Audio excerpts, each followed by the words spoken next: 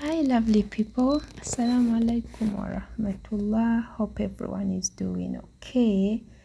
Welcome to this channel if you're new, and welcome back if you're a returning fan.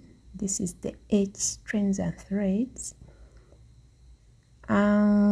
We do crafting in different ways: embroidery, resin art, engraving, heat press machine. So today we're going to do embroidery. Specifically, I use Embrilliance software and then Janome machine.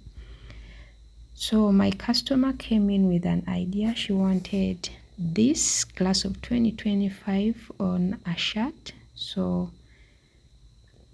let's do it.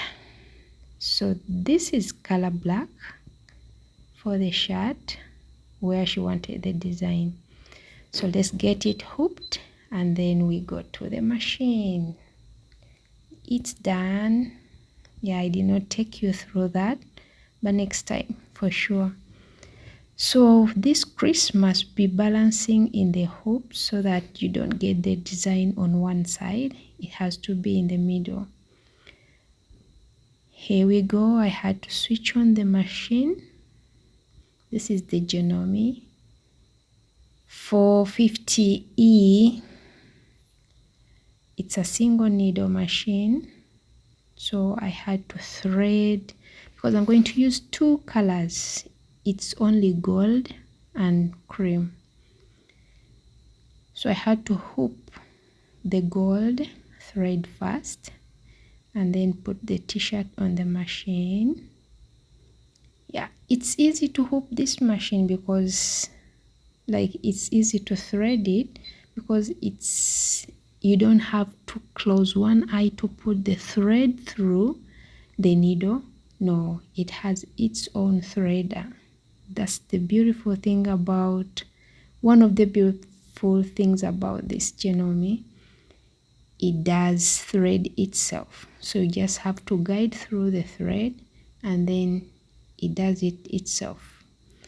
So after connecting the shirt onto the machine, I realized the design is going to start with cream. So I had to take off the gold and then put the cream first. So that means after the cream is done, that's when I'll have to put on the gold. Do you get me?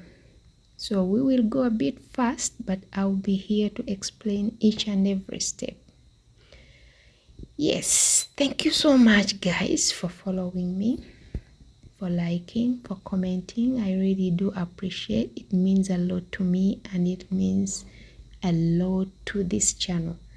Believe me, your views, your comments, your likes, your follows really makes me happy.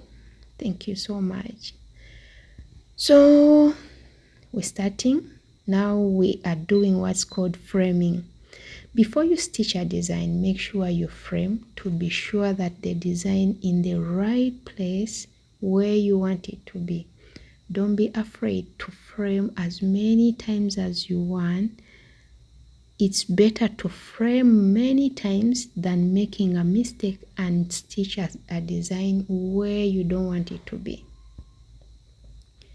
So after framing and making sure that this is the right area where you want the design to be, then you can press the start button.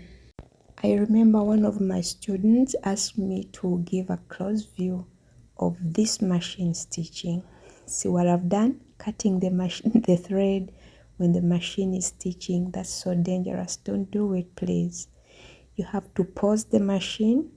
After pausing, then you can cut out the thread if you want to. So one of my students asked me to give the close view, and today I'm going to do it. Giving the close view. Now it's time to change the thread. The white is done, and now we're going to change and go to the gold. So when the machine is done with one thread, it will ask you to put the presser foot up, then change the thread and then stitch again. So I'm going to give the closest view I can give when it is stitching. So first it has to put those first stitches, the tuck down stitches, then after it will cover it up. It looks so neat. This machine really does it very, very well. You just have to sit there, watch it do its thing.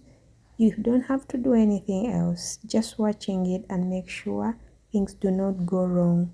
Because since it's a single needle machine, maybe if you start it and walk away, you come back, it has stitched something else. Maybe the shirt fell into the design. So this is its view from a distance. So that's the size of the machine. I like it stable. That's what made it very, very, very much my first choice, because it has a very big table. It's a big working space.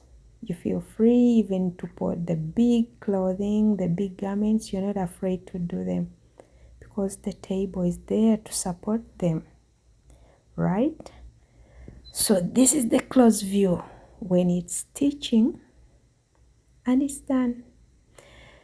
Yeah, I had to skip that stage because it's the same process and it was a long time. It was 81 minutes. I could not record for 81 minutes, so I skipped that one to the end. Now we're done.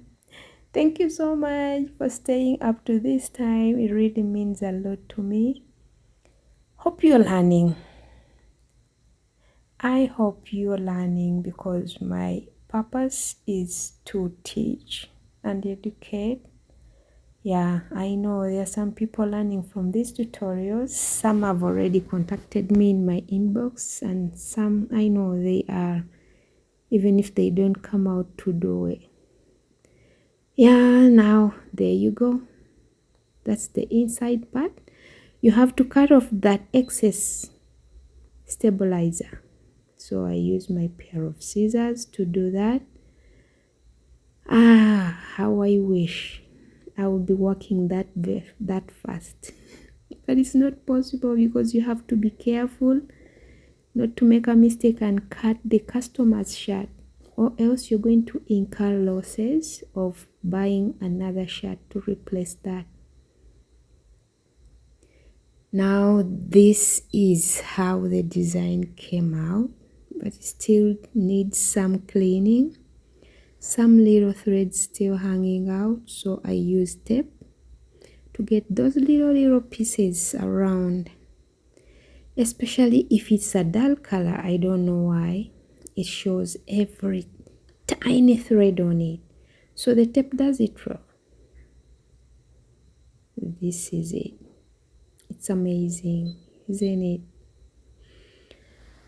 Yeah, now we starting the final touches.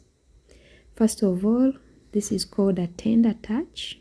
So what we do with a tender touch, usually the stabilizer is rough, especially if you have just put it. So we put that tender touch using the hip press machine so that we don't damage our customers' skins. Yeah, if you have a shirt and the person did not put a tender touch, please, you're free to ask for it, because after all, it's your skin to get affected. That thing is usually rough. So I put my logo like I always tell you, and we're done.